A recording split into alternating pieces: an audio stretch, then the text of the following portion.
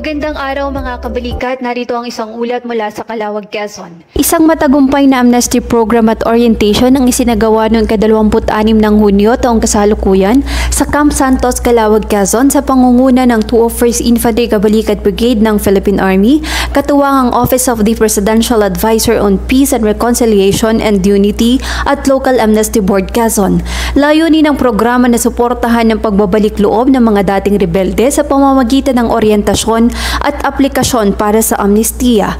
Nagbigay ng mainit na pagtanggap si Captain John Philip Calacat, habang si Attorney Alberto Bescosio naman na kinatawan ng Local Amnesty Board Quezon ay nagpaliwanag sa legal at makataong aspeto ng amnestiya. Dinaluhan ito ng 40 former rebels at tampok sa programa ang kanilang panunumpa sa katapatan sa pamahalaan. Gayon din ang pagsumite ng aplikasyon para sa amnestiya bilang unang hakbang sa pagbabagong buhay. Ang amnestiya ay daan sa tunay na pagkakasundo at katuparan ng pangako ng gobyerno. Ang pagbibigay ng simula para sa dating rebelde. Kapag naaprubahan, borado na ang kanilang record bilang isang rebelde.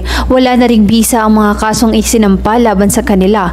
Isang malinis na simula, isang bagong pag-asa para sa sarili, pamilya at sa bayan. Nagbahagi naman ng mensahe sina Major General Roderick Paraino, binabilang Regional Advisor for Peace and Security ng Southern Luzon, Brigadier General Jose Ambrosio Rustia. Mga magilitan, ninyong lahat na nandito po, kayo ang mga witness namin. Nakita niyo kung ano yung ginawa natin dito, kung para saan ay paliwanag lahat. Sana ay makaabot sa mga natitirang membro ng Platoon Raymart at ng SRC 1, KLG1 at KLG2 na karamihan sa inyo yung dinanggalingan, samantalahin nila. Kung mayroon bang siguro sa mga kamag-anak nila, sa mga kakilala, paabot po natin sa kanila. Samantalahin ang amnesty program ng pamahalaan para magbalik loob na rin at mamuhay ng tahimik, kapiling ang kanilang mga mahal sa buhay. At ang Provincial Prosecutor, Rodel Grimaldo.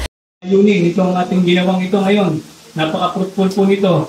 At nagpapasalamat po kami at nagkaroon kami ng partisipasyon, nagkaroon kami ng pagkakataong mag-participate sa ganitong mga aktibidades. Ano po? Ang OPP Calauag po ay lagi naman pong open. Ano po? Kung mayroon kayong mga concern, na ito po bukas po ang aming tanggapan at may number naman po kami sa inyo. Nakapwa nagpahayag ng suporta at pagpapahayag sa tapang ng mga dating rebelde na pumiling magbagong buhay. Ang programang ito ay bahagi ng patuloy na advokasya ng pamahalaan na isulong ang pangmatagalang kapayapaan, pagkakaisa at pag-unlad sa bansa.